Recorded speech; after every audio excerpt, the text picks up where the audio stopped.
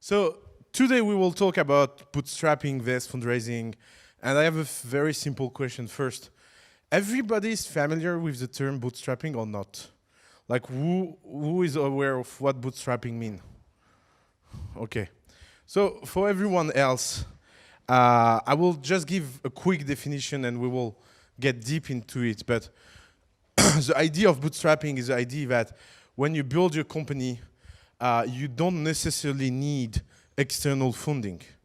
And because of that, there is an opposition between bootstrapping a company, meaning making a company grow only using the own revenue of the company, versus fundraising, that means attracting external investor to grow faster and to be big faster. So there is a lot of bootstrap company and that have been bootstrapped for a very long time, but become big as a bootstrap company that I'm sure you are not aware of.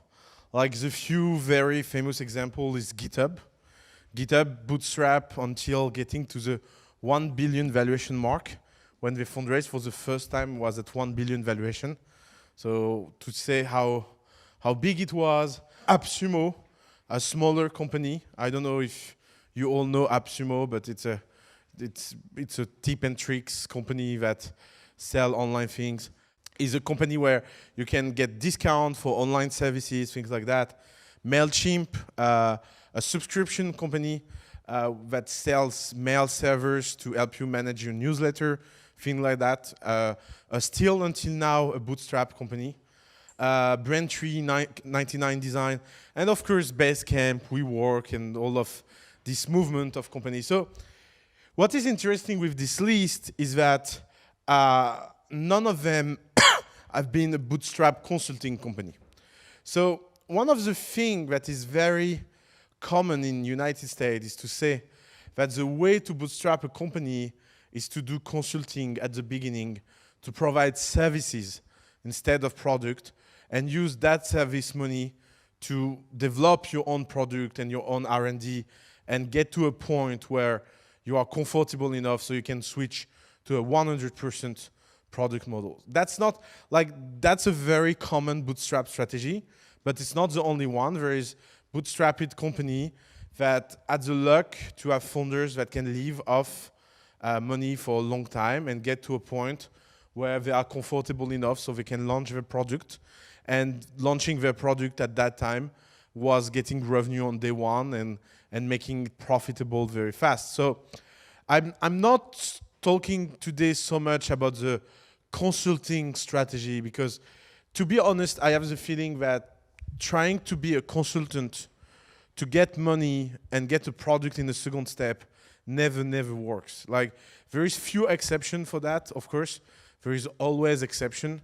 But on a big macro view, most of the time we end up bad. And for very simple reasons. The first reason is that it's hard to stay focused when you have clients. So what is the problem with consulting strategy is that your clients will need a lot of custom things. And so you know how it works. Everybody say, oh, I will develop something custom and it will become used by everyone and custom becomes so customized that at the end no one can use it, only the client, and you end up becoming a service provider. And it takes out so much energy of you. And big clients are so good at that, you know, taking out energy of small things, that you end up dead before knowing that things are going wrong. So that's not to say that there is no service company that can be built, that are big, profitable, good, blah, blah, blah. Like, there is a lot of way to build a lot of business. But what interests us here is about building product company that scale, company that reach a level where they are self-sustainable, and that doesn't come from a service company or a consulting company. So one of the things I want to say first is that bootstrapping is hard, and you will see why it's hard. There is, like, of course, if you have the opportunity to fundraise a lot of money, very easy. It will always be nicer to have all this mean to an end than bootstrapping your company. But the experience of bootstrapping a company, especially at beginning, is very, very rewarding. Because there is not such a thing as a pleasure than having the feeling that people will pay for what you do. Like there is a lot and lot of pleasure that entrepreneurs don't get at beginning because they don't understand it, but having a client that is happy with a product is something extraordinary. Because you can fundraise, but fundraisers look like, cheap drugs. You go high very fast, you go down faster. And for a simple reason is that it's not because you fundraise that you proved anything. Like, of course, it's an important step. Of course, it's important and it can be useful, but it doesn't mean anything. You can fundraise and bankrupt. You can fundraise and succeed. You can fundraise and go just flat, and you wonder why you fundraise. For example, we have a company at the family, they fundraise and they never use the euro of the fundraising. And not because they are very, very profitable, because they never made money and never lose money. I think it's one of the most horrible situations you can be in. Like, it's kind of a dead walking zone. You are not alive, but you are not dead. And you don't know like what happened to you, and you don't have any idea of how to spend the money you fundraise to. So that kind of situation can be very hard. And on the other hand, when you have a company that have a growing revenue numbers, it's very, very impactful on everybody. Because it makes employee happy, it makes shareholder happy, it makes everyone inside the company and around yourself happy. Like, he has this feeling that everyone will believe that what you are doing will be here for a long time. It will not just be this short-term experiment. And this is why bootstrapping is so good for your company. Also, you have to understand that building a company that successfully bootstrap is one of the best way to negotiate hard with investors. Because bootstrapping a company doesn't mean that you will never fundraise. It just means that the day you will be able to fundraise, you will do it in your own terms, and you will do it having the power on your side. So let's talk a little bit about that, because I think you can read thousands of articles about fundraising, but in every fundraising tips and article, we should write a disclaimer at the start. And that disclaimer can look like that. If you are a company with huge traction, huge revenue, and huge attraction from everyone, that advice applies. If you are a sucker and no one wants your company, forget everything that is read below and just try to fundraise in whatever terms. Because the reality is that there is not such a thing as a negotiation if you don't have leverage. Like if you go and say, look, I don't have traction, I don't have user, I don't have revenue, but my idea is incredible, and so I need a lot of money, people can believe you. They can believe that actually it's great, that you are incredible, but it will be in their own terms. Because they will be the only one to believe it. Because it will never, never be something like a consensual opinion. Because you will always find people that agree and people that doesn't agree. In America, we say money talks. And I love that expression because it comes down to something very simple, is that if you have a company that is successful early, that gets real user, real traction, real revenue, you are in position where you own your own destiny. You can choose your own term, you can choose your own rules, you can decide what is acceptable and what is not, and you are in position where you don't have to accept things you are uncomfortable with, because you have the leverage of infinity. And leverage of infinity is very powerful, because at every moment you can go out from the table and say, I don't feel well with your terms, so I will not fundraise. Thank you very much and see you later. And there is nothing more powerful than saying that to someone that wants to invest in you, because he will do whatever he needs to do to get inside your deal, and that will be a cool thing. Of course, bootstrapping a company means for a lot of people that they will start with nothing. And that's what is hard with the exercise of starting with nothing. So I think you are not a lucky generation because in my time, not long time ago, but 12 years ago, when people start companies, we didn't have something like TechCrunch or I don't know which press that talk all day long about the fundraising of everyone. And you know, like our biggest problem at the family is that every single entrepreneur that joins the family always has the same first question. So I need to fundraise and I wonder how you can help us. And our answer is always the same. We don't help on fundraising. We are not a fundraiser. And I'm so sorry for you. There is no chance you fundraise. And a lot of people find that harsh and don't understand our value because they are like, oh, if you cannot help for fundraise, what are you about? And the question, why they think that? They think that because they have the feeling that the story of an entrepreneur is, I got an idea, I fundraise, I use that money, and I become successful. You know that story that you read all day long in every article, in every press. And why do we tell this story? Because it's easy to write, a lot of click, and a lot of shares. For example, the family fundraised 2 weeks ago, and we said that on TechCrunch. So the truth is that we fundraised in last June. So like we was like, oh, it will be cool. We are doing things in English. Let's make some PR. Let's say we fundraise. Let's make it public. So first thing, 2,000 shares, 600,000 view on the article, and the article took maybe 15 minutes to write. Yeah, the family fundraise, they are cool. There is some skepticism. It will be great. Yeah. And everybody like, click, shares. And you don't imagine how many people we don't like send us email. Like all the people we hate and usually are like, we don't like the family, they write to you. Oh, congratulations, we are so proud of you. And you're like, yeah, you are so proud. So, so in my list, no email for 2 years, an email when we fundraise. And you know, I'm not talking about every ex-boyfriend of Alice that ping her back. I'm not talking about mine, etc.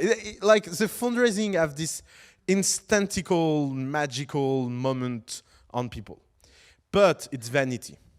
Because the truth is that the fundraising announcement is already spent at the family. Everybody imagine that we have 6 million on the bank account and actually everything is already spent. So it never gives you a real view of where the company is head of, and what will be the next step. It's just storytelling, and it just puts you in a situation that you believe that's the story. And the problem is that everybody lies. Like the first rule you learn as an entrepreneur is that in the press, you should never say the reality. You should always say what people want to hear. I will give you an example. Let's say you're an entrepreneur. You start with an idea. The idea is not really good. You do a product. No one come. You do a pivot, a first pivot, a second pivot, a third pivot, and you broke up with your founder and start something new with someone new. And because you have a lot of determination, 3 years later on the road, you end up doing something that got some traction and some fundraising. And the journalists come and tell you, how did you get that idea? Wrong answer will be like, yeah, so 3 years ago, I wanted to do a startup with that guy, but we broke up and blah, blah. And you will tell all the story. The right answer is, you know, a month ago, we had this vision for the world. And we had think that there is a problem to solve. And we did it. And instantly, you have been a great success. And we are so happy for that. And we are looking forward for the next step. That's a good answer. And is it a lame? Is it a shame that we are all like that? Of course, maybe, but we are not here to talk about human nature. We are here to talk about what is the efficient way to be a good entrepreneur. And as a good entrepreneur, you should only focus on what is great about you. And everything else should be totally hidden. But the problem, the kind of perverse effect that it has on people is that everyone in this room believes what is written in the press. And you look at it and you benchmark yourself and you do the biggest mistake that everyone do. It's to compare your inside to the outside of others. I think there is not a biggest mistake that people can do about how they take decision than looking over and saying, oh yeah, that guy after 3 months, he fundraised 6 million. And everybody internally knows that actually it took 5 years and it was horrible and a lot of work. But of course, that's not the story we will say, because that's not a story that sells. And people forget that the biggest quality of an entrepreneur is the capacity of starting from nothing. And to start from nothing, it needs a lot of methods. And if you look at every great true story of entrepreneurs, it's people that are ready to do impossible things and make it happen. So how do you do that? The first thing is that, again, like everything in entrepreneurship, you need to divide your space horizon between being pre-product market fit and post-product market fit. And the first step as an entrepreneur is to reach product market fit. It's to reach a level where you have the certitude that what you are doing is useful, create value, people love it, quality is enough, ready to sell, and that tipping point moment where you feel that you can be all in. So in that first phase, if you compare, there is always this article that say, oh, you should be cheap with your startup. And few blog posts later, you are like, oh, you should spend as much as you can. And you're like, okay, so does it make sense? And actually, again, you need a disclaimer. You need a disclaimer at starting of article saying, this article is intended to be read only by people that reach product market fit. And it will help. People will be like, okay, it's not for me. I didn't reach that. So they will not read this kind of crazy article saying you should go all in. And what should be what should be the advice before product market fit? The advice is very simple. Be cheap. Be as cheap as you can. Like, even if you have a little bit of money, the best advice we always give entrepreneurs is don't use it. Like yesterday, I saw a young project. They are lucky enough to have a family with mean, and they receive 150,000 each to start the project. So they had a personal budget of 300,000 to start the project. And my first advice was wire back the money, or put it on a saving account and don't know that it exists. Because you know what will happen is that they will spend the 300,000 making mistakes, and when they will have learned, they will be like, oh, now we know where we need the money. And they will have no money left. And that's what happened with every budget of entrepreneurs at the beginning. They have a budget, and it's called the mistake budget. And the mistake can have been done for free. So in the time where you are learning, in the time where you are doing mistake, just do it for free. And to do that and to achieve that, you need to understand that it's a force, it's a strength to have all this power without money. Because being without money creates a lot of creativity. It creates a situation where you will be forced to use your imagination to solve problems, and you will never spend money that you don't have. So you will always be forced to find hacks and tricks and things that otherwise you will not. The very famous story about that, unfortunately, it's not a true story, but never give any fact the opportunity to kill a good story. So the incredible story about that is during the space race, America vs. Soviet Union. And the first man going to space discovered that you cannot write with a pen in space because you need gravity so the ink goes down. That's how a pen is built for. So during that time, in the meanwhile, NASA spent a lot of money using magnetophone, sending back to Earth. People write down notes and sending back the notes in space. And they did spend a lot of R&D to build a pen that works in space. And now you can go in NASA shops and buy that pen. During that time, Soviet Union was using pencil because pencil works in space. And so actually, that's not exactly the story, but there is truth behind that. They don't really record things in space, but they really develop a pen that works in space. And they never think about using a pencil. Why? Because too much budget. And having too much budget makes you stupid. I know it's counterintuitive. I know that everyone thinks that the problem can be solved by money, but actually the real good test to know if you are an entrepreneur or not is to be like, okay, I don't have any money, what can I do? Another example of that I find fascinating is the first Apple computer. You know, Apple II, Apple I, Steve Wozniak, he built a computer in his garage.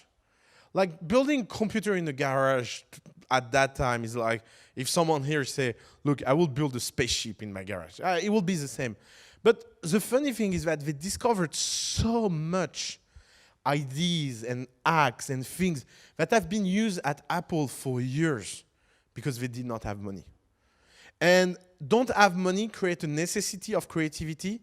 And if you cannot reach that level where you solve your problem, you are failing at the first entrepreneurial test. And you should be honest with yourself and tell yourself, if I cannot start something without anything, it's maybe because I'm not the kind of people that start something. And you should be worried that your need for money is important. No one needs money to start. You can need money to grow. You can need money to change step. You can need money to change your time frame. Instead of taking 5 years to succeed, money will help you succeed in 1 year. But money should not impede you of working on and moving on. Like, it's very important to understand that money is just a tool and it can be useful, but it's not a necessity. One of the things that is very important to stay cheap is that you need to be very saving oriented. Like, a lot of things can be saved if you are smart, and a lot of things can be get at that level that otherwise you will not get. And let's talk about a counterintuitive thing. You know, at the beginning of the family, it was so easy to hire. You know why? Because no reputation and no money. If you look every single early employee at the family, they are the best employee we had. You know why? Because they came for something very pure. They came because they saw something that no one else saw. Because they came before it was famous, before being in TechCrunch, before the fundraising, before the video on YouTube, before everything. So the only attraction was a deep love for the mission and a deep love for what we do. And because at that time we did not have any money, we did not pay them. And of course not for a long time, because you cannot stay like that forever. But the first 3 months they work it for free. It's 3 months that we will have an eternal return on, because it was a kind of energy that the project needed at the beginning. So of course, that cannot stay forever. You cannot hire 1,000 people like that, for sure. But the first people are so important that not having money is a strength. Like, if you look at every project that fundraise easy at beginning, the kind of people they attract are crap. Because there is no reality behind the fundraising, so there is not something substantial that people can be attracted by, but there is the fundraising. They attract the worst people on earth. People attract only by signal and social proof. Because, of course, when the company becomes big and they fundraise big, there is something substantial. It's successful, the mission is clear, people can come, be great executives and great employees. But that's very particular situation when people fundraise without any track record and just with money because they have connection or friends and they are ready to pay salaries. It's always, always, always bad. Because you cannot attract real good employee and you attract people that are driven by social proof. The other key, of course, at the beginning is do things that don't scale. So again, you can read Paul Graham article about that. In my opinion, best essay ever written by Paul Graham. It's a very simple idea that every entrepreneurs want to start his company at scale. And the problem is that it's impossible. And he has this image, he say, starting a startup is like starting an old car. You know, you have the manual beginning, and it's really hard, and you need to put a lot of energy. And at the moment, the engine will crack down and it will run by itself. A startup is exactly the same thing. The first step is that you need a lot and lot of manual energy, and a lot of things can be get down to things that don't scale. So we will come back on the things that don't scale, but just to give you a few tips. For example, again, I had this company yesterday, very good example. They want to sell toys for children. And they created incredible toys. And so someone creating an incredible toy company, what is the classical plan? Classical plan will be, I have an idea for incredible toys. I will build 1,000 of them. To build 1,000 of them, I need a branding. To get a branding, I will spend a lot of energy building a story and an image and blah, blah, blah. I will launch a website and people will come and buy. And of course, it never happens like that. Like you can do whatever you want. It's so hard to make anyone buy anything online that if you start that way, it will never work.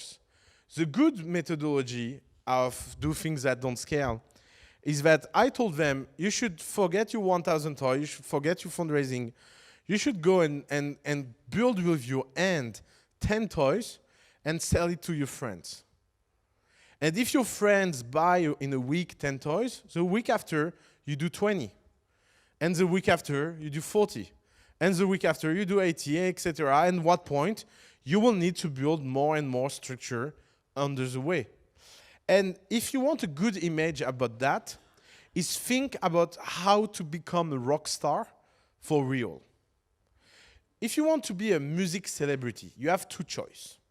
Choice one, you go to Singing with the Star, or I don't know what TV show, I don't know the name in English. You go on stage, you have a jury of people that will have 30 seconds of attention for you, and they will say you are good or you are bad. And I never understand how many people need the judgment of others. Like if you want a mystery for me in life, is why everybody is always looking for external validation. Like why? Like why someone that is singing from 20 years, that loves to sing, wants to go on public humiliation, and having 4 people that maybe are drugged half of the time and don't have a real time span, that say it's good or it's bad, and just do the show because you are a freak. Like, that way, what happens is that you will have a winner, and what will happen to that winner? He will go up faster than anyone will go up, and he will go down faster than anyone go down in this industry. Because there will be a new season, and there will be a new star, and no one give a fuck. If you want to become a real rock star, how it works, like how every legend in music are born.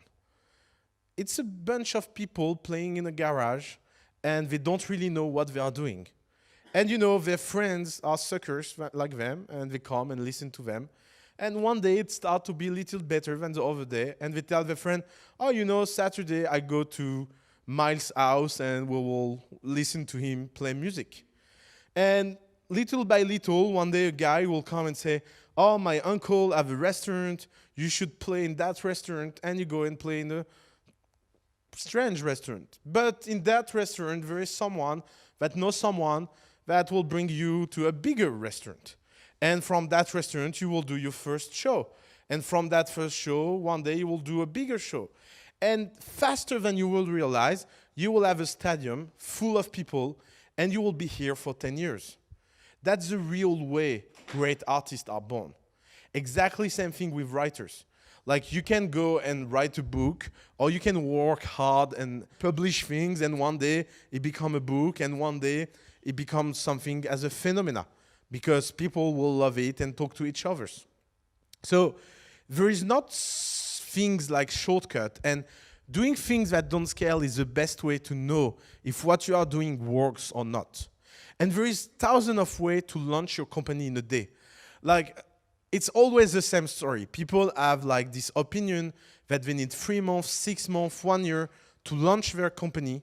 But actually, you can play the tool and play the exercise to say, okay, let's say in tomorrow it's the end of the world. And you don't have anything to do else than launching your company. no sex allowed. What do you do? Like how you do that? What will be your first step? And there is always a step. You can do a spreadsheet. You can sell it offline. You can go in the street and launch your company. But that is the right methodology. The right methodology is that you should be able to be on market on day first. If it takes more than 1 day to launch your company, it's obvious that most of the time you will fail. And if you need to program things and if you need to build things, there will always be a way to turn around and find, derivate version of that will be quicker online and that you can test and maybe you can fake it. Like one of the strategies is to fake it until make it. Thousands of strategies, but the important thing is that you need to be smart about them and you need to understand that building a company is not about faking the entrepreneurship. It can be about faking product, but not faking the methodology, and you need to be very disciplined about what you do. Let's talk about finance, because finance is a very singular function and a very important one when you bootstrap. Because when you bootstrap, what happens is that you have only your revenue as a budget for growth, and so you need to be very, very smart about how to use it. And there is few strategies that people don't realize how powerful they can be. The first one, and from far my favorite one, that every bootstrap entrepreneur should use is called pay with risk. So what it means to pay with risk? You have to understand that cash now is cheaper than cash later. What does it mean?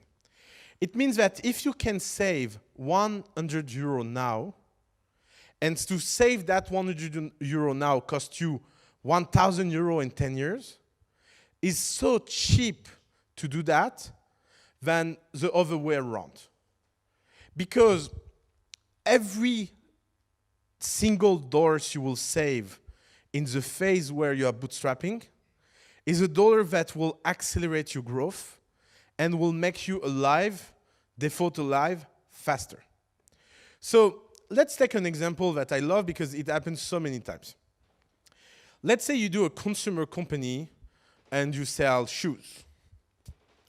And selling shoes online, you need an incredible branding. And to get the incredible branding is mandatory because you are in a field where people are very, very intransigent about the fact that the branding is important. So you have no choice. And you need to invest 100,000 euro in that branding. No other choice. That's the cost you will never find cheaper. One of the strategies that entrepreneurs use is that they try to find a way to get it cheaper. That's the worst strategy. Because cheap work, shitty work.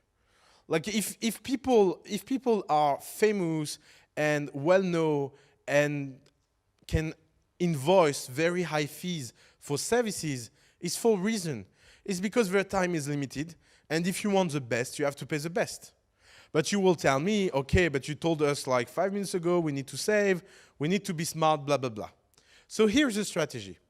You go and you say to this creative director or creative designer, and you tell him, look, I have the best startup on earth, and you know what? It will be really, really successful. So because I know it will be successful, I will take a risk.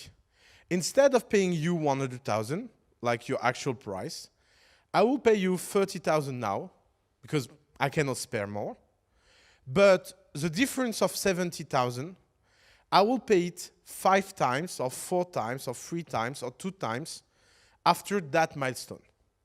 So if your design helped me to reach a milestone that you define, fundraising, product launch, sales, name it, whatever milestone, you say, I will overpay your actual fees. So you see, you take work now and you defer the payment to a moment where you are dead, and that's fine because if you are dead, you don't owe anything to anyone. But if you are still alive, it will be cheap to pay that because it will have been an investment. And if you look that way of thinking, you will realize that most entrepreneurs try to do the opposite. They try to get cheap work. But here, it's not cheap work because it's more expensive than the actual work. So you can even ask for more. You can even be in a leverage and a relationship saying, you are not making me a favor. I'm making you a favor. And that is so strong. And if you are smart, like, of course, if you end up with millions of debt to pay at some point because you said that to everyone, you will not bootstrap for far.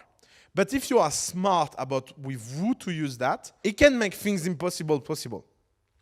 The very common example we use at the family is for very regulated industry. You know, there is a lot of industries that are so heavily regulated that the first cost will be $500,000 or $1 million in lawyers. It exists. It's like, we had that case so many times, especially in finance, where you need so much legal advice to begin with that people will fundraise just to pay lawyers. So lawyers are smart people. You go to see them and you say, look, it's $1 million bill. I will pay you $2 million. But you will take a risk. You will take the risk it doesn't happen. And you know what is extraordinary with this strategy? Is that the service provider you are working with get aligned with you. Because if it doesn't work, if you don't succeed, you never pay them. So they have this kind of crazy incentive to make you work. And they will have invested so much of their time and their money that they will be in a situation where they have no other choice. Never do that with equity. One of the advice that people say is pay people with equity. Paying people with equity is so dumb and so stupid because equity is forever. Like if you tell someone, I will pay you double the price, 2 million, and you say I will pay you in equity, if the companies end up being valued 1,000 more, you will have end up paying 200 million for that. So people have the feeling that because they did not give cash, it did not cost them something. But the truth is that the equity deal is, if your company is successful, is much better than cash. So stay to cash, stay to debt, and be smart about who you are doing debt with and who you are not. Another thing that always surprised me is that startups are worried to pay late. And you know, it's a great industry to have clients in because startups are so strange with that, is that startups always pay their bill first. For many reasons. First, nice people, inexperience, and a lot of budget. You know, when you fundraise and you have money on the account, you don't really manage your cash flow. You have a budget and you spend it.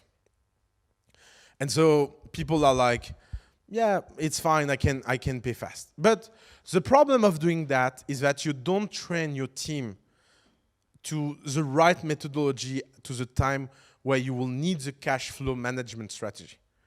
So there is one expression is collect early, sell high, buy low. Is that and pay so late.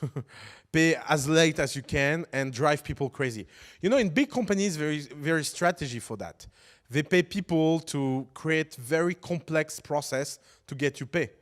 It's not because they need the process. It's that they know that most of people don't know how to deal with the process and making the invoice paid late. Of course, as a startup, you cannot really do that, but you can create a fake accounting service. You can say, yeah, I don't know, my accounting service lost, and you can create an email and talk with yourself. Please, can you pay them? And the accounting service say, yeah, we will, but we need the form 1021. Oh, really? The form 1021? How you do that? And like, be smart with that and be shameless. Like, if I can tell you something, of course, if it's your friends, if it's another startup, you can be smart. It's not because you pay late as a strategy that you always pay late. For example, we have, I think the best entrepreneurs we have in the family for that is Save. I don't know how this guy pay the bills. I don't know if they ever pay the bills. And they use that as a strategy to grow faster. Because every bill they pay late is a bill, is the money that they can use for something else. And having daily revenue is something very great. So when they fundraise, I remember the number 2 at Save saying to the investor, so the investor did the joke, oh, now you can pay your supplier, you fundraise. And the guy was like, are you crazy? Like now I can even ask for more delay because I have money in the bank. And the guy was like, oh my God, this guy is crazy. But that's the way you manage a great company because you use the cash of your suppliers as a way to grow, and it's one of the best cash ever. So if you are smart about that, and if you are very, very aggressive, it can bring you very, very far.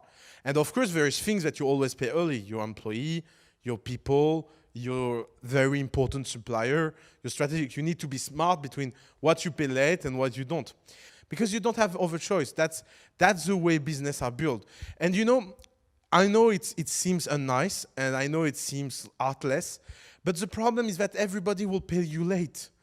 Like if you pay early and get paid late, you will be the bank to everyone, and your growth will be limited because everybody do that. So until the time that change, and it will not change, you need to play by that rules, and you need to be tough. If you want to fight against toxicity, you need to understand that one of the best strategies you can have is to skip the seed. If you can reach to a point where you can go directly in Series A, your life as a company will be very different on 3 levels. First level, the level of ownership you will get will be exponentially higher at the end game than the ownership you will get if you do a seed round. Because seed round costs a lot. In Europe, a seed round costs between 20 to 30% of your company, even 40% in certain cases, for very small amount of money, between 300,000 to $1 million. That money can be built with revenue. And if you can skip that, you will go directly to 5 to 10 million round, and you will spend between 20 to 30%. And so you see, instead of losing twice 20 to 30%, you will lose it only once, and it changes a lot the final ownership you can get. And also, think about it. What is the problem with seed investors? Is that seed investors, anyone can be a seed investor because you don't need a lot of money. This is why it's a level where there is the most crap investors. Because anyone can put 100,000 in the company. It's not a big deal. Like you have a little bit money on the side, you can become an angel. Well, look at me.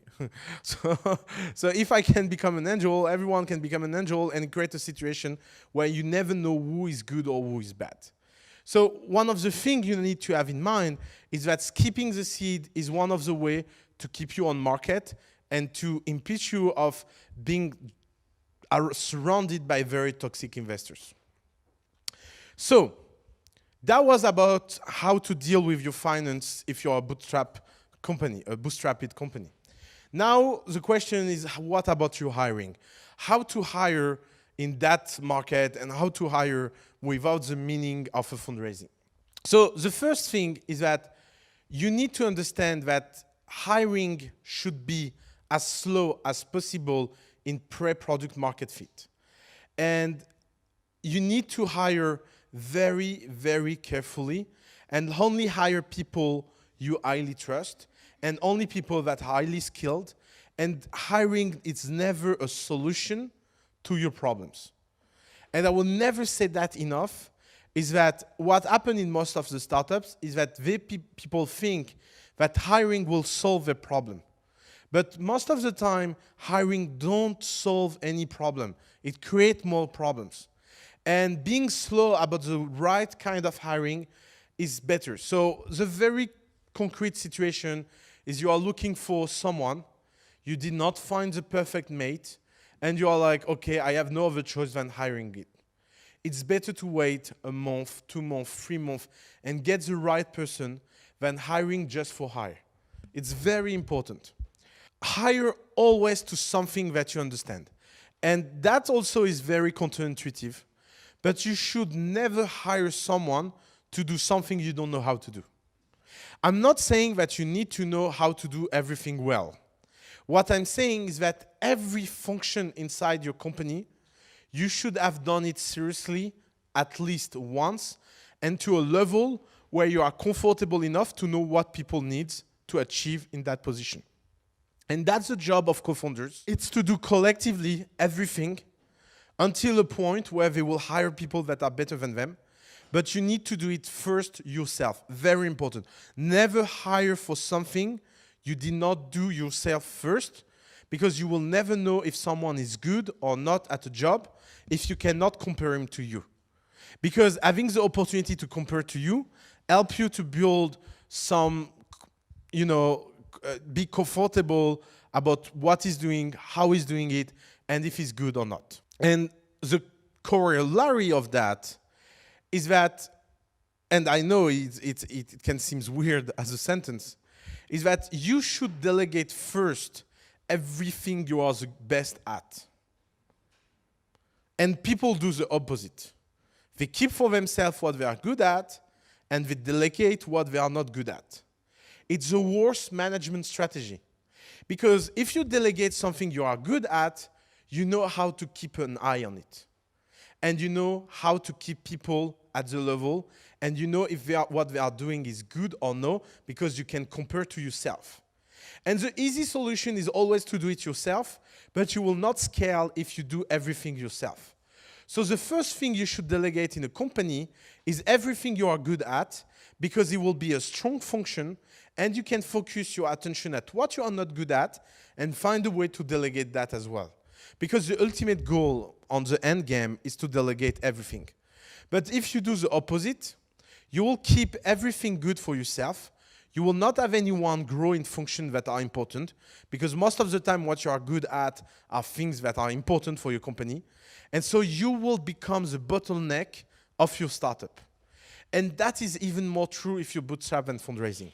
Because at least if you fundraise a lot, you have a lot of time to make mistakes and to survive that mistake. If you bootstrap, you cannot do any management mistake.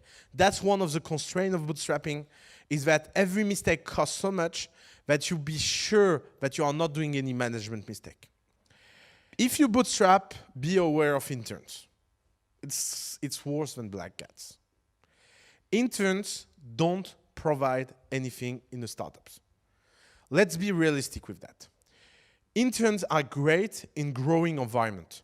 Post-product market fit, we are in an economy where we need interns. And in Europe, we have such crazy policy about interns that it hurt the growth of a lot of our startups. But that's another subject. Before product market fit, and especially if you are bootstrap and you hire interns, it's the best way to die. Because you don't know what you are doing, and you are asking to someone that don't know to do anything to do it on your behalf. You see, it doesn't work. Like, everybody's smiling for a reason, because we all know what it means. And it's so obvious that hiring in interns make you feel comfortable. Like, I see that in so many companies. Like, you ask them, what did you do this week? Oh, we interview interns. And of course, it's fun. You know, you play boss, and you can play bossy. And you are like, yeah, you can ask questions and show your power and pretend that you have a cool startup and blah, blah, blah, and being co-working space, blah, blah, blah. But you are nothing. Like, you have to realize that you should not take an intern if you cannot train him very fast. And the only way to train someone fast is to know exactly what you are looking for and what he will do. And at that level, interns are very decent, cheap labor force. That's true. But until that moment, it's not. It's a toxic labor force that will drive you crazy and don't make anything successful in your company. So be very careful with interns. It doesn't make any sense to take interns too early. Don't do stupid things. If you bootstrap your company, again, you need to be very, very efficient about how you outsource things and how you take everything that don't provide value for your company, outsource. So each time you understand the process, each time you understand something manual, each time you did something yourself and you see that it's repetitive as a task, you should find a way to automate that, or to find someone, a provider for cheap labor country that will do it. Again, it's even more important as bootstrap, because every hours you will save are hours where you can find more clients, where you can grow faster, and there is not such a thing as a small saving. So you should be obsessed about optimizing every process. And one of the good ways to do that is that you should draw every process of your company and see how you can optimize them. If you bootstrap your company, you need to understand that you will be always dead alive. I mean, you will be always in a situation where your cash position will be very, very low, and you don't have any comfort, and you don't know how you will survive next week. And that can be very, very stressful. And if it's your first time, it can be horrible. You will see after doing it multiple times, it becomes easy. And maybe I can tell you a story about that. You know, the first time I received a letter from the bank because I was in debt, I was so scared. Because you receive a letter and you are like, oh my God, I did something wrong, and you try to find money to don't be in debt anymore. And one day, you know, you are in this kind of situation where you receive a letter and you cannot do anything. So you receive a second letter that is harsh, more harsh than the first one. And you receive a third letter, and a fourth letter, and a phone call, and a meeting. And you don't have money, so, you know, like, what can they do? And at the end, you meet a very nice guy that tries to find an agreement. Because the process is designed in 3 steps. Scare you, be nice, go to jail. But before the go to jail step, you have the be nice. Because they are like, okay, we cannot pay, let's try to figure out something to do. And actually, if you understand that you have the power of your banks, you can be very, very smart with your bank account management. For example, the family did not spend a day below 0 for 2 years. We did not add any single day over 0 during 2 years. We was always below 0. And we survived. And I can tell you our banker is not sleeping well. He was watching the video every week, and I was even doing jokes about that. And he was like, I saw you joke about myself. I don't like that. So now it's in English, I can go. It's important to understand that you owe nothing to your bank. So a simple rule, never put yourself in a personal risk. That's the limit. You should really say, there is my company, it can be 1000% at risk, myself no. So never accept any personal loan. Never accept any personal guarantee. For example, the banker wanted that we personally guarantee the family. We never signed any paper. Like they've sent something like 100 letters, we never signed them. And you should be really, really tough on that, and you should always resist. It's better to die than put yourself at risk. But saying that, you should be hardcore with your banks. Like you're hardcore with everyone around you. Because that level of intensity is necessary to build something strong. One of the things as a bootstrap strategy that a lot of entrepreneurs do at mistake is that they try to convince strangers before convincing their friends. So I don't know why. It's, you know, sometimes I do the joke like, do you feel so uncomfortable about what you do that you don't want to talk to your friends? So let's say you start a B2C company and you try to buy ads instead of convincing one by one every single friend on your Facebook. If your friends are not users, why any stranger will be? And it works also in B2B. Like, you know, anyone that is doing a B2B company has some previous working relationship. And they do a product and they are like, let's sell it. And you're like, yeah, let's go to talk to your colleague. Let's go to talk to your friends. And they're like, no, they are not really the target. They are not really the user, blah, blah, blah. Because they are ashamed. There is no way to bootstrap a company than your own network. And your own network is very, very powerful. Like if you take Menu Next Door, for example, a company that is doing a peer-to-peer food service in-house, takeaway experience, it's incredible how they grew with their own organic network. Like the guy had 1,000 friends on Facebook, and he convinced one single friend after the other to buy a meal.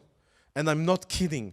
Like the guy opened a Facebook group, he did not open an app, he cooked himself with his best friend, and he went to his friend's house one by one, take money from the end, and make them post on Facebook the picture. He was even taking their phone, putting the picture, and inviting every single friend in the group, and after going to every single house, and he did that so much, with so much intensity, that now he's doing 8,000 meals a week in Brussels. And the company is 6 months old. 8,000 meals a week. You don't get to that in 6 months by doing a product and waiting that people come. At the beginning, you need to force them. You need to be so aggressive that you have this. Paul Graham talked about the collision brother. You know, they created Stripe, And they say that their strategy was each time, the usual talk between founders is, oh, I have a product. Oh, that's cool. What does it do? I do a payment solution. Oh, that's nice. I should try it. And it will end up like that. And it will say, I will send you an email with a demo. Stripe is not like that. They say, oh, you want to try it? Open your computer. I will install for you. That's called the collision methodology. That's the only way to bootstrap a company. You need to go strong. You need, if you believe in what you do, your friends should be the first fan. And if your friends are not, it's because you are not a good seller. And if you are not a good seller, you will never sell anything. And we all have people in our network. We all have a starting point.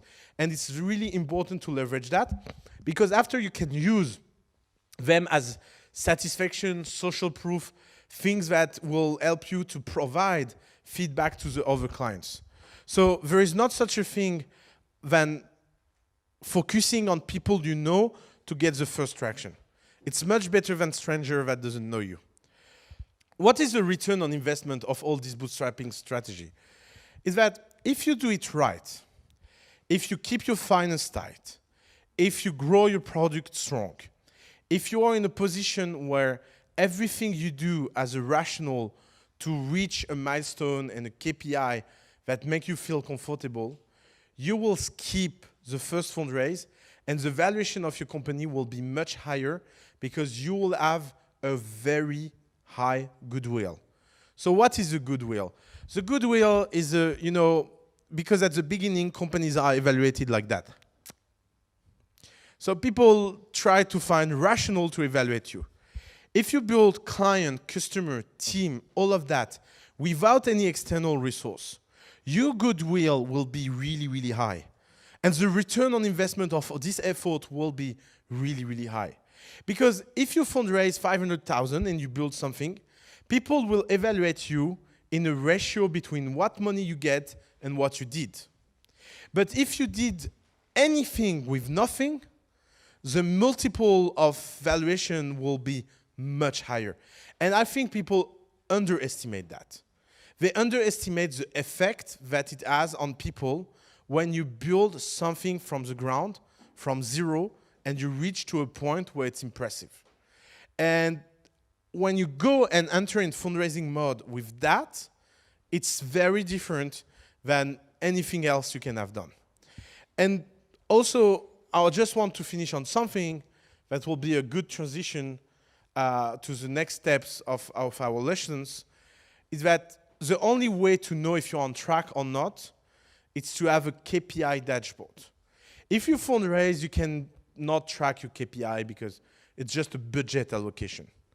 But if you did not fundraise, and again, sorry, don't understand that you should do that, but you can survive of doing that.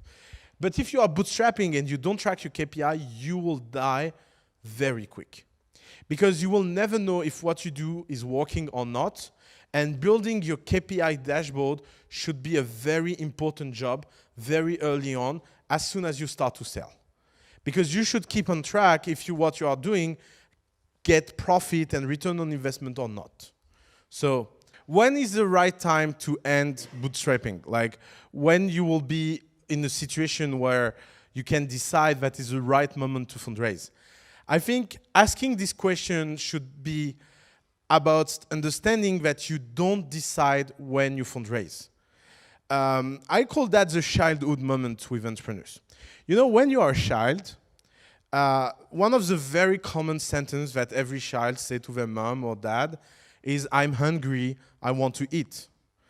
And there is a time where you give food, and at a certain point of time, you have this answer that is so horrible. It's not time to eat.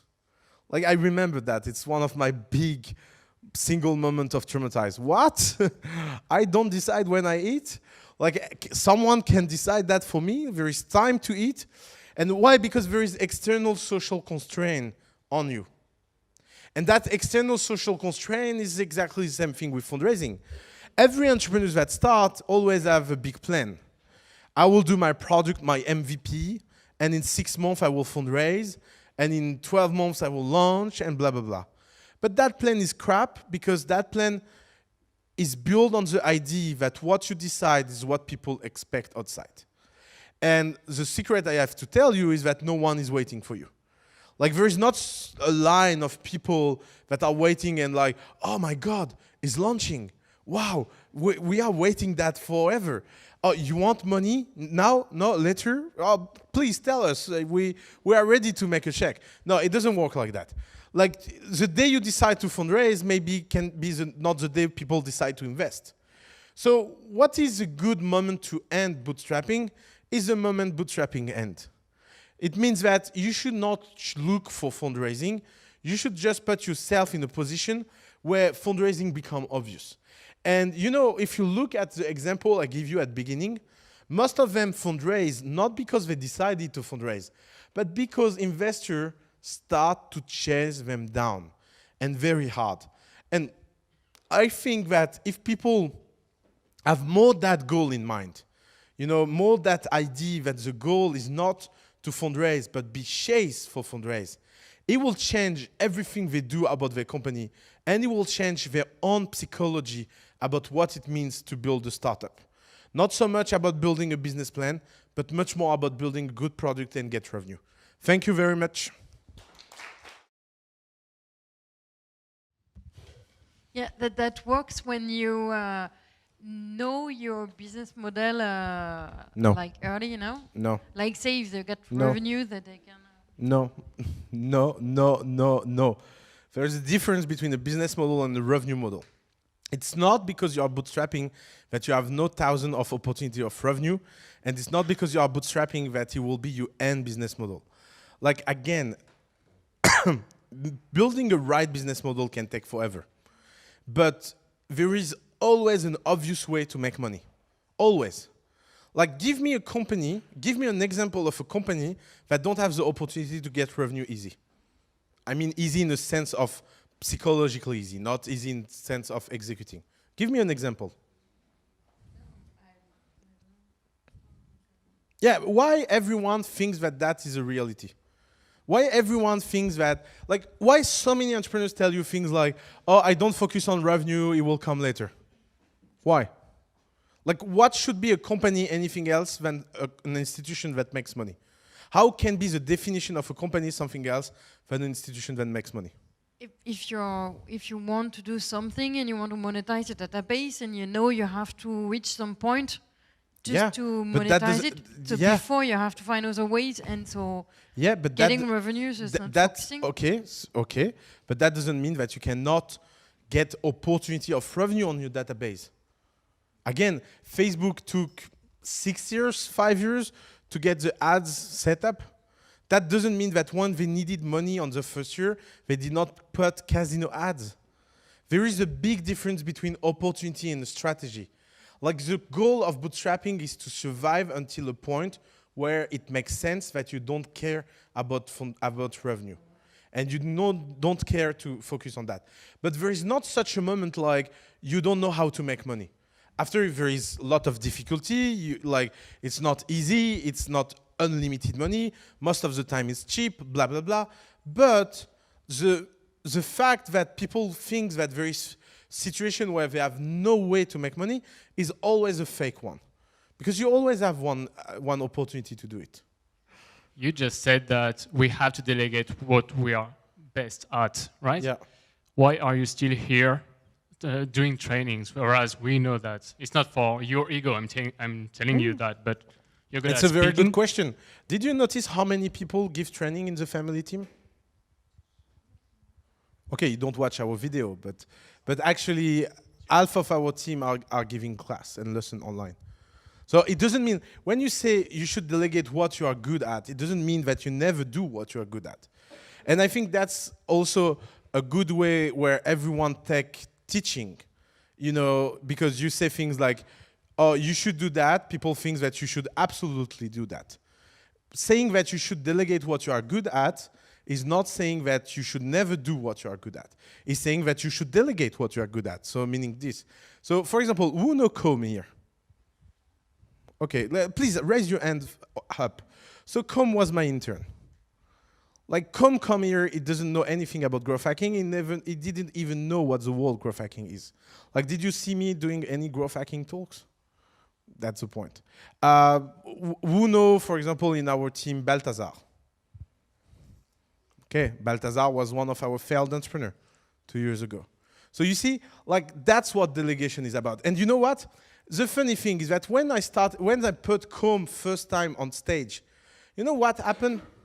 We get a user harsh, how to say that, to keep it nice with Com, complain. And it's even worse than complain. But you know what is great is that I don't care. And because I didn't care, Com started to be better and better, because the problem with delegating is that people think, I will delegate something and it will work out perfectly at first. But the truth is that the first time Com gave a lesson, or the first time Balthazar gave a lesson, we deleted the video, of course, because it was horrible. And I think the people there in the room never came back at the family, and they are like, wow, that's the family? Oh my God. But it's fine, because you need to go through that. You need to go in that minus. And again, you see, we are switching in English. I'm the first one at doing a complete session in English, because that's what leaders should do in their company. Always be the first at doing something for the first time.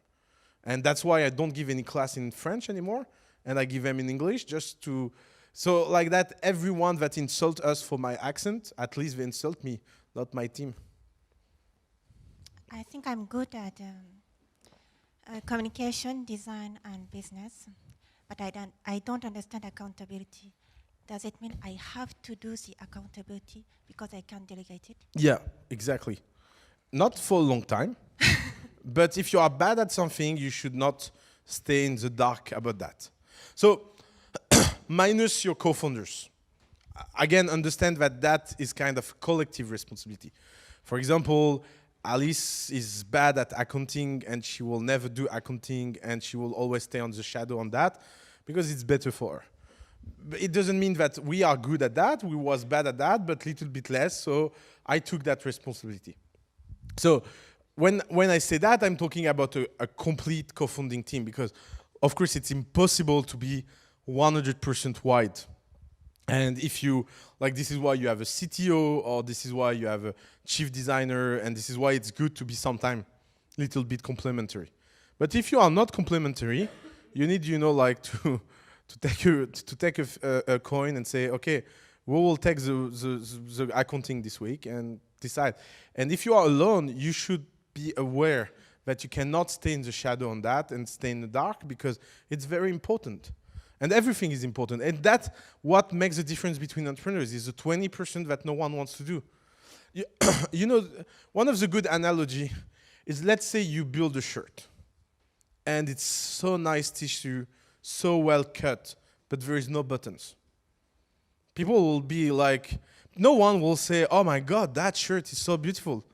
There is only buttons missing. Everybody will be, why there is no buttons? And building company is exactly the same thing. People don't care of what you do well. People will always focus on what you do wrong. This is why you need to do everything to understand how to delegate well and how to make it better. What do you think about giving your product for free at your very first users? Good question. It's a tricky question. So I think you should never give your product for free. And I think there is nothing you should not do to get a client. So do I reply to your question? No. So it's a bit of a paradox. Like, if your product is a paid product, you should never give it for free. But having client and reference and customer is much more important than anyone paying. So that's how you should manage it, like a very hard dilemma, and you should not manage it standard. You should manage it case by case. So sometimes you will be like, okay, in that case, it makes sense to make it free because huge reputation, but no one will know. And the good way, if your product is paid, to give it for free, is to give it with a discount. Like, don't take out the money discussion. So one of the good ways, like for example, at the family, we created a new high-level B2B product that is very expensive. It's 60,000 a month for a company, so kind of high-level product. And really hard to get the first client. Because what every client asks, who is already client? So you are in this catch-21 where you are like, everyone wants to buy, but no one wants to buy because no one is the first. And they say, I will buy when someone buy, and everyone say that, and you end up turning forever and in like a nightmare and shadow, and you are like, okay, it will never end. So at one point, we took the best one. We took the one we know everybody admire, and we tell him, the price is 30,000 a month, but we will give 6 months for free. And it will be our little secret. Do you do it? And so it's a great strategy because they have a price point in mind, 60,000 a month. They know it's not free, and they leave it as a gift. Like, oh, wow, that's a gesture. 6 months for free, it's a 360,000 euro gift. So doing that, you can tell everyone, we have our first client. So you see the subtlety, okay, it's for free, but you don't tell anyone for free. Okay, it got 100% discount, but who knows, like it's not the important point. And you should always keep your price tag as something that people know. Like the worst way to give something for free is to tell someone, oh, you will use the product and it's free for the first year. And you hope that it will not be an awkward conversation in a year, but it will be a worse conversation in a year. Because maybe their expectation will be low, your expectation will be high, and you will never agree. But if you say, that's my price, and I give it for free for a year, at least people are aware of what the price is. You spoke about traction, but could you define it? Does traction mean users, or can you have signs of In traction? 99% of cases, traction means revenue. And in 1% of the case, it means something else. But it's really uncommon that anything else means something more than revenue in an early stage company. I love the word traction because we always forget what it means, traction. Traction is that you get tracked. It's that image that, in France, when we talk about traction, we think about something that goes up by itself. But in English, we have this image that traction needs effort. And that's why you need things that don't scale. You were talking at the beginning about all the lies in the medias or TechCrunch or whatever. So is it any way to know more about our possible competitors or spying or something? No, it's a good question. Look, you will never know what happened about your competitors, and you should know, and only loser benchmark. Like, why big corporation benchmark all day long? Because they are such a bunch of losers. Like, they don't know what is the leaders, they don't know what's leadership, so they always need to compare themselves. And look when you're a kid. Who are the kids that compare themselves all the time long? It's the worst kid. Like, how much did you get in the math class? How tall are you? Blah, blah, blah. Like, it doesn't make sense. Like, if you're a startup, you should have your own KPI of success, and you should not need anyone else to tell you what is successful and what is not. And the only way to do that is to push harder. Like exactly like in sport, like bad people in sport, they run with a bunch of people and they try to be first in that group. Good people in sport, they take 5 minutes less on their time every other week, and they try to keep at that level and always push higher until the point they break. And same thing with a company. You can tell yourself, oh, I'm good because that startup is doing bad and I'm doing better. And you will both be losers. Or you can tell yourself, every week I will do better and it will never end. And sky is the limit. It's a very different mindset. And this is why you should never look at your competition, because looking at your competition is comparing your inside to the outside. And see, if your competitors are good at marketing, you can be worried for nothing. I should not, yeah. We have a company called ENG, and they was competing against a company called Jump. And Jump now, the ex-CEO of Jump and ex-number 2 of Jump are working for Menu Next Door now because they failed. And every single day we was competing about them, each team was always telling me, oh my God, they are so big. They are doing a fundraising. We are nowhere. They are everywhere. They have so much articles. And I always told them the same thing. I don't want to hear about Jump. Like one day I told them, if you tell me again about Jump, I will kick you out of the family. Like the only thing I want to know is what is your weekly growth, and you keep your weekly growth at more than 7%. The CEO of Jump now is a friend, she's here, and we was talking together. And she told me, oh, by the way, what are the numbers of each? And I told her they are doing that amount of rides. And she told me, oh my God, they are 25 bigger than us. And I told her, you should go and tell them that. They will be happy. Because they spent 2 years thinking you was such a big deal, and I know they was not, because I know how it works. I know to recognize fake companies, and they was fake because that was their job, to say fake things in the press. And when you are, like, when you saw as many deals as I saw, like, you have this detector for bullshit. Like, I can look at like, you know, the biggest lie is about acquisition. You don't imagine how many people sold their company and they sold nothing. Like, they didn't even get the euro from the deal. But they are in the press and they go on every stage and say, oh, I'm a successful entrepreneur, I sold my company to XYZ. But the truth is that you can tell from the wording of how it's right if it's fake or not. But you need a lot of experience for that. And that's not the kind of experience an entrepreneur should focus on. This is why looking at competition is the worst decision you can take as an entrepreneur.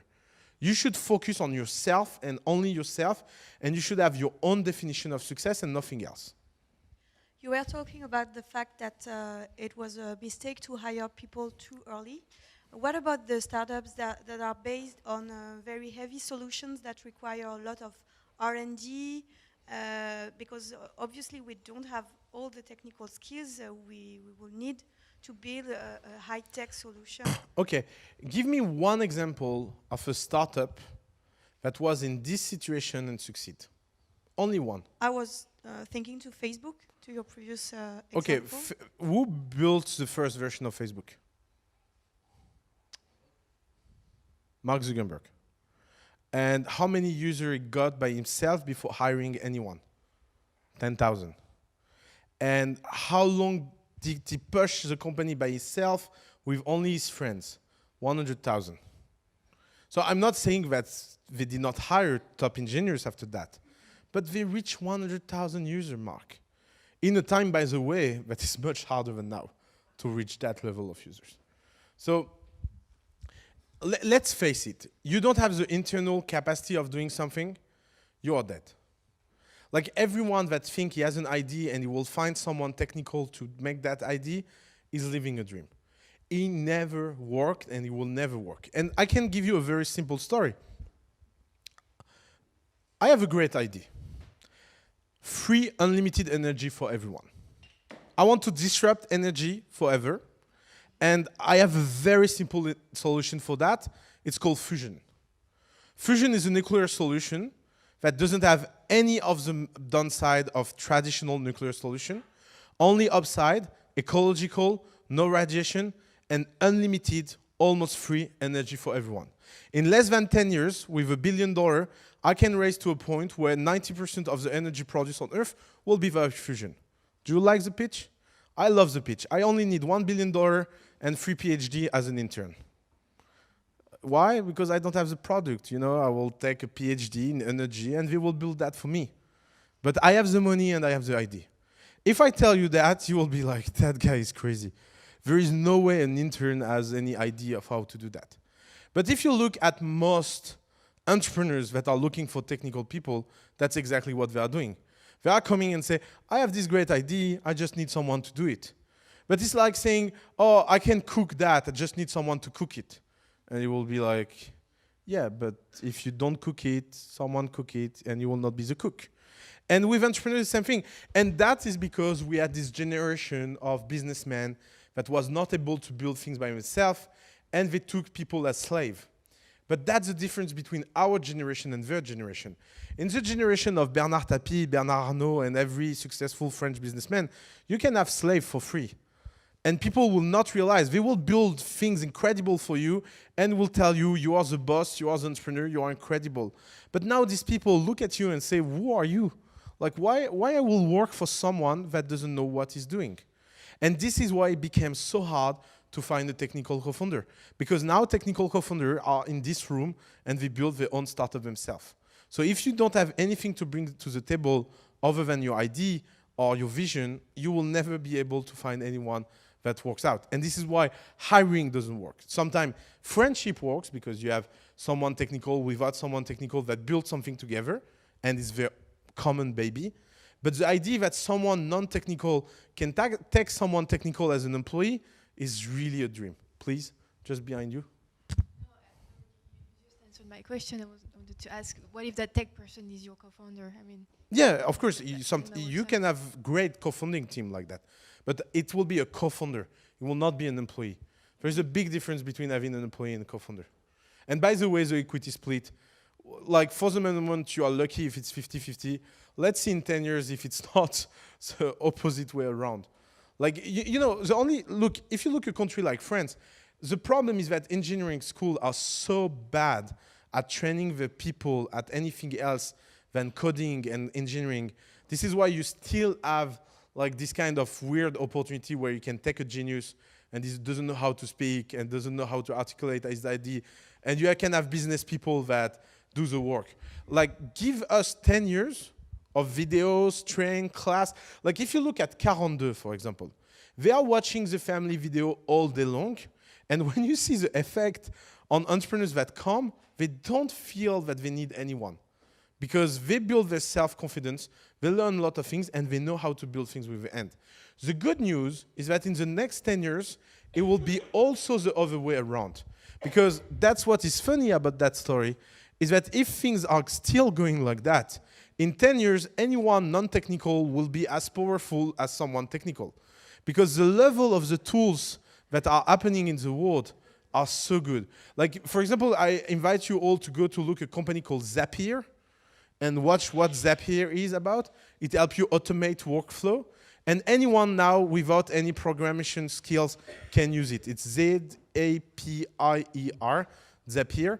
And it even became programmable a few weeks ago. So the powerful solutions that are developed right now for non-technical people and the fact that technical people are becoming more manageable, we are going to have this kind of fusion and not distance between technical profile and non-technical profile. It's about the branding name. Is it important when you start to really get the right name from the beginning, or you can maybe just It's better than getting the wrong name. Yeah, of course. But if you don't have the right name, should you stop and wait until or start and then change along the way? One of my favorite story around that is his brother story. Like, so that guy brother built a company called My Secret Garden. So it's a security solution for documents, and it was called My Secret Garden. In English, My Secret Garden means pussy. Yeah. So you imagine pitching that in English in front of American investors. So I'm here to introduce you My Secret Garden. Really, sir? It changed name and he survived and sold his company very successfully. So asking if it's important to get it right, it's not a good question, because of course, who can tell you that it's not important? Of course, it's better to get right than wrong. Now, having the wrong name never killed anyone. So you can change along the way. Of course, of course. Covoiturage.fr, my God. BlaBlaCar, are you kidding? It's the best name on earth. Okay, what does it mean? They look for during 10 years about how to make a ride sharing works well. So at beginning, they had basic solution, like if you want that the riding goes well, you need people coming from the same social environment. Did not work. Like, it was random. Sometimes people like them, sometimes didn't like them. After they tried, another feature was, oh, you will say which kind of music do you like, and we will match people through music. Did not work. And the level of satisfaction inside the car was totally random. And one day they got the key feature, is that when you travel on BlaBlaCar, you can tell about yourself if you are blah, blah, blah, or blah, blah, blah, blah, blah. Because the single point of unsatisfaction between people was the level of noise speaking inside the car. Some people like to don't talk and just say hi and go. And some people like to talk so much. And during the day, they installed that feature. The level of satisfaction, NPS, reached more than 90%. And the level of complaint around the ride decreased. This is why it's best name on earth, because it's their key feature. So even like, you know, a good name is not a name that you will like and you don't like, and because no name is unanimous. People like, people don't like. A good name is a name you can tell a story about. Same thing with the family. Like when we created the family, I think 90% of the people, even some specialists here, I have a friend that has a job do that, finding them. She told me it's horrible. Like, you don't imagine, people don't like their family. It's an idea of tradition. It's so Catholic, blah, blah, blah. But we became such a great family because we put story, we put life, and I don't think anyone now wants to hear anything else than that name talking about us, because we'll live in that name. So don't think that finding a name for a startup, it's a question of, there is not a name. There is the life you put in. And it's much more important than the name. And this is why BlaBlaCar is such a good name. Because every time we meet someone, we can explain that story. And that is a huge asset. Do you think that it's possible to scale a company without investor money and stay in bootstrapping mode for forever? So it's a funny story why GitHub fundraise. GitHub fundraised because they realized that their cash balance was so low that if any accident happened, they will bankrupt. So they scaled to a point where their payroll and everything, like for example, they calculate that if they had 2 weeks out of business, they cannot survive that. So for them, fundraising was not a question of development or growth, it was a question of protecting assets. So also a second thing that you should be aware of is that most of the fundraising you hear about, when it's very, very big numbers, are most of the time not only fundraising, they are also cash out money for the funders. So for example, Squarespace fundraise. So Squarespace is who knows Squarespace here? Everyone? Yeah, no. It's a tool that you can use to build website. They reach 25 million revenue, 10 million profit. Bootstrap without any external funding. And when the investor put the money inside the company, they did not put a single dollar inside the company. Everything went to the pocket of the founder. It was a secondary. It was not a primary. So primary money go to the company. Secondary, the money go to the pocket of founder or shareholder or investors, blah, blah. So a lot of fundraising you hear, like GitHub, I don't know the exact number of GitHub, but I'm sure 1 billion did not go to the bank account of the company. I don't remember the amount. But I'm sure 50 million or 60 million went also to the pocket. So the fundraising is also a way to take some money out of the table and put yourself safe. Now you have this incredible example of companies that never fundraise until get acquired. Like Microsoft was a case of bootstrap company, a very big bootstrap company. When Microsoft get in IPO, Bill Gates was owning 60% of the company. Iliad, they fundraise but late. Xavier Niel get a huge ownership inside Iliad. So yeah, of course it's possible. It's just that it become, like never fundraise become a hard choice because there is so many free money available now in the world. That was not the case 20 years ago. So that's why 20 years ago it was more common to never fundraise than now, because it's like, you have to understand that now you have a business growing and going well, you will have a lot of people that want to give you money because they don't know where to put their money. So it can seem weird, but you don't imagine, like, for example, you know, there is no bank in the world that will accept any client with more than $1 billion. Like if you look, Apple, Apple is running their own bank for their cash deposit. They open their own bank. They are a bank license provider for themselves. Because no bank will accept to have a client like Apple. Because if Apple say, oh, we need to wire 15 billion today to that account, it can just bankrupt the company.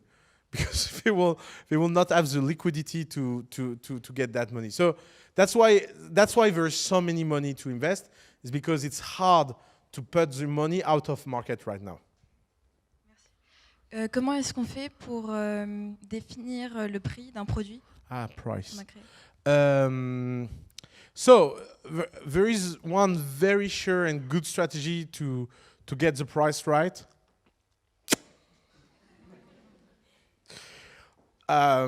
Price are dynamics. If you are too low, you can go up. If you are too up, you can go low. So stop to think about that. Just get the price, go out and see how it works. Like I don't know why so many people turn their mind and brainstorm for a price when you know that it's something very natural to get a price. You know, and one of the best way to get a price is just to negotiate. You know, like last time I had a startup. They was telling me, "Oh, my price is that," and I told them, "No, I think your price should be that." And they say, "Yeah, are you sure?" Yeah. In my experience, it works much better at that price level. It was 3 times higher. And they told me, wow, our conversion rate increased. How did you know that it was the right price? I said, I didn't know. I said something like that and try to double it again. And they double it again and the conversion rate decreased. So I say, okay, go back. So, you know, I learned that because I worked in a company that bought a parking. And I was amazed to know how you define the price in a parking lot. You know how you do? You open a parking, and you know, like parking people go around and they see the price and they decide if they go in or not. And so the first day you open the parking, you say it's $500 a spot, an hour. And every day you decrease 10%, and you look how much percentage of your parking is used, and when you get to 100%, you get the right price. And that's how parking prices are set up. And it works for many cases. So don't, and you know what?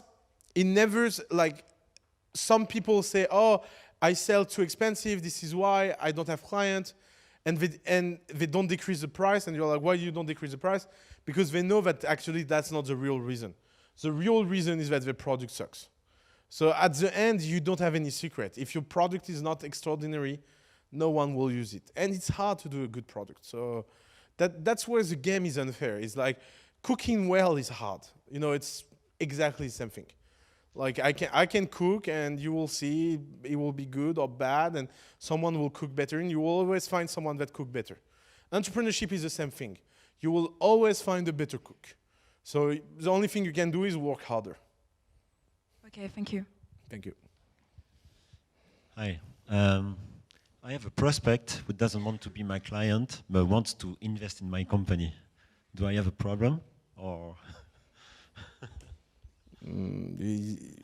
Why he doesn't want to be your client? I don't know.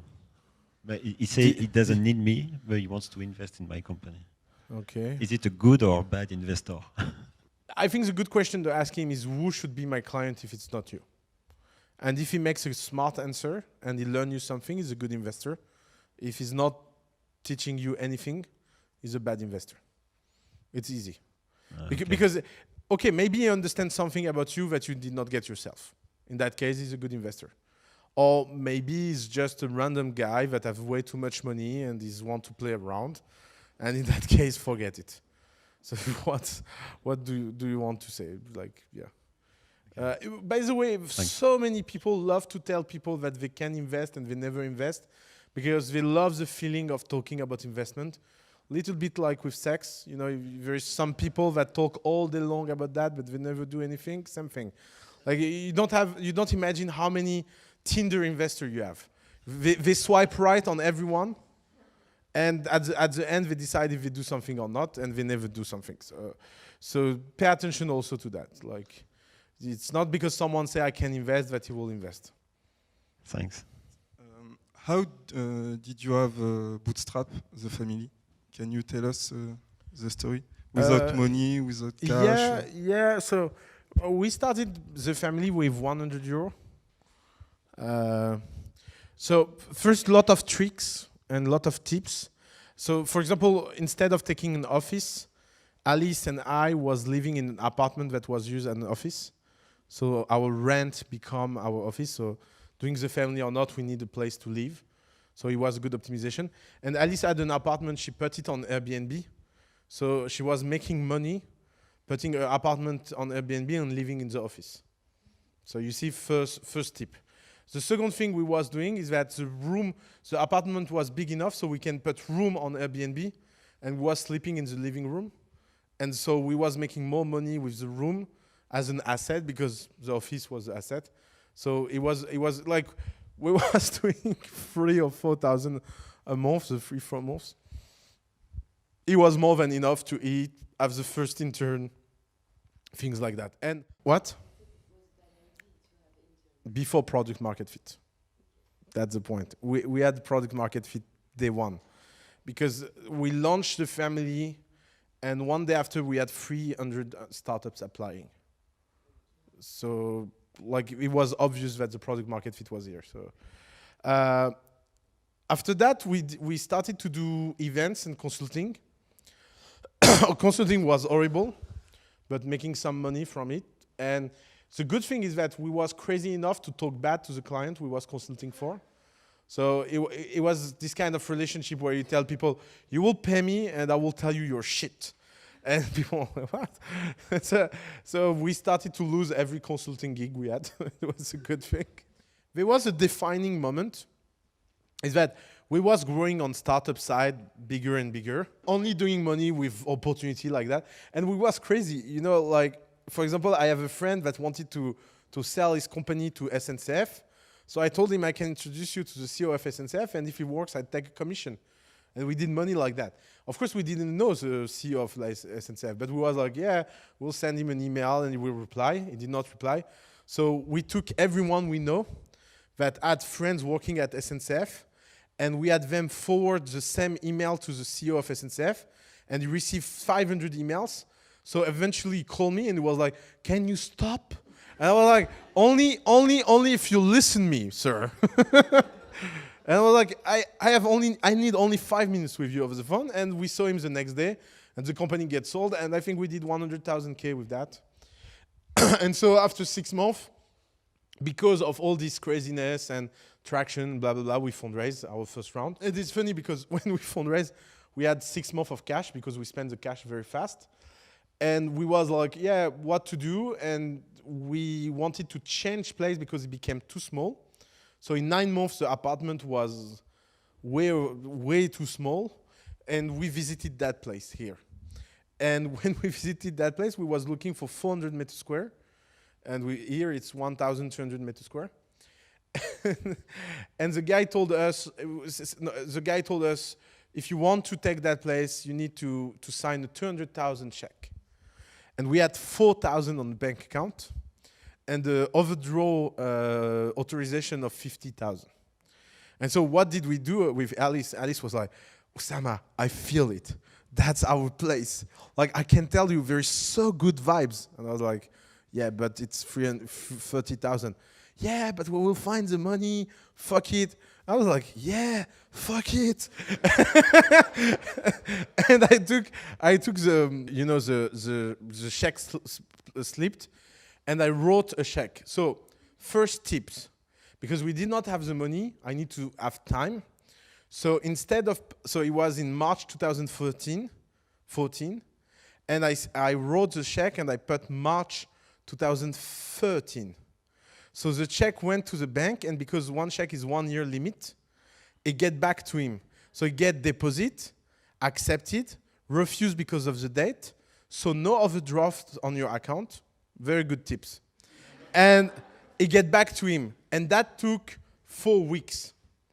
Because banks are so slow in that process that we had 4 weeks. And after, so he came and say, oh, you made a mistake on the date. Oh, really? Oh, you know, I'm such a stupid, huh?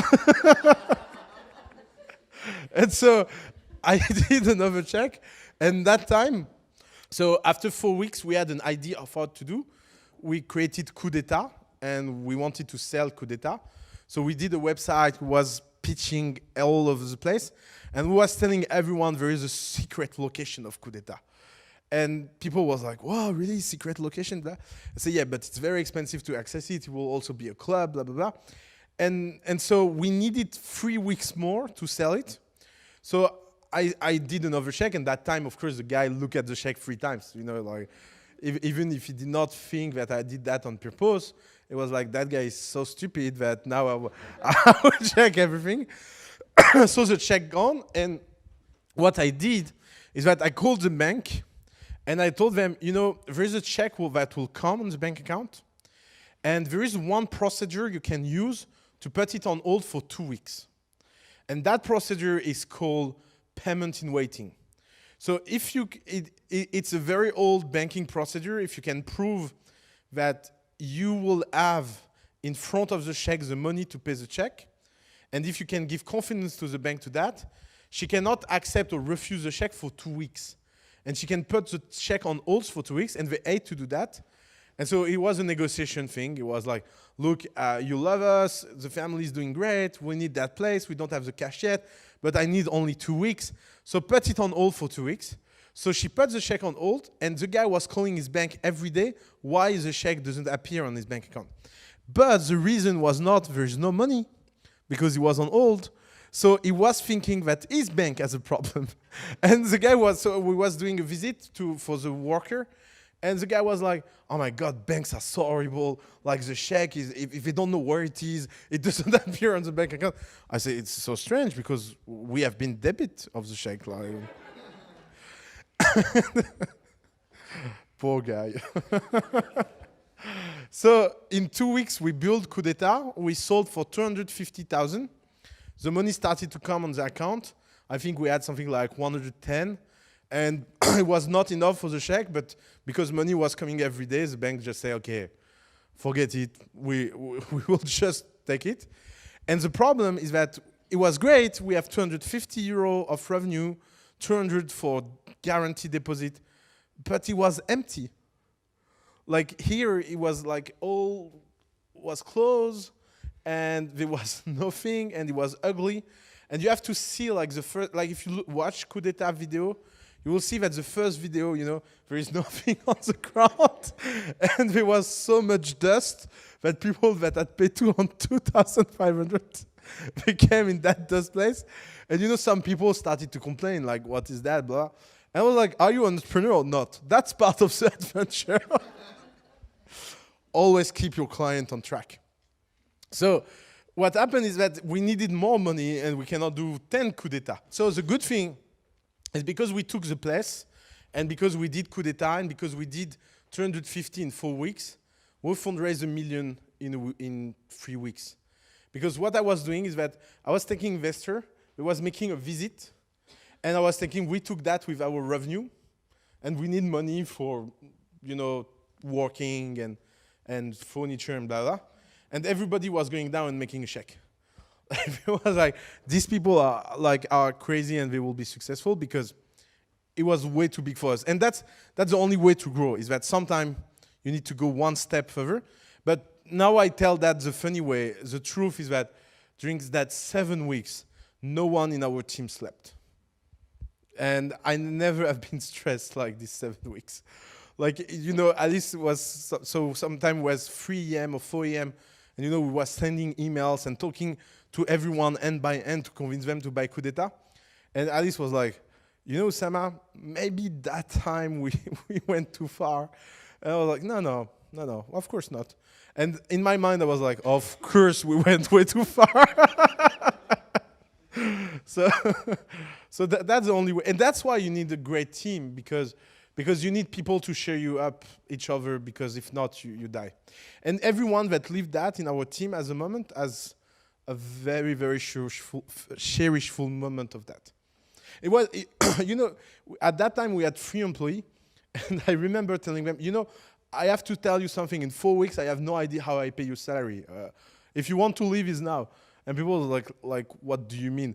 Yeah, with Alice, we find a new office, and we sign, and yeah, we did a check. So If it does go well, it's fine, but if it doesn't go well, we don't have any money to pay your salary. And people was like, yeah, okay, that's fine. Thank you to tell me. and that's the kind of employee you can have at the beginning. Like, I think now in the team, if I told that to people, people will burn us. You know, like it will not be the same kind of spirit. On the koudetat landing page, you put some tweets as testimonials. Yeah. Did you fake it until you make it, or no? It was all true. But it was not testimonial about koudetat, it was testimonial about our videos online. Yeah. But all of them was real. Okay. It was just a smart use, a deliberate use of them. Of course, these people did not have pay to listen to us. But they was happy of what they hear. So it was not a total fake, but it was a smart use of our community. Did you ask them to write? Yeah, sure. No, I know. It was, no, because it's tweet. That's a good thing with tweets, that you can track them, and there was old tweet. So we did not ask them to write it. We asked them to put it online and to use it in koudetat, even if the tweet was not for koudetat. And they was comfortable with that. But the tweet was real. Thank you. See you soon.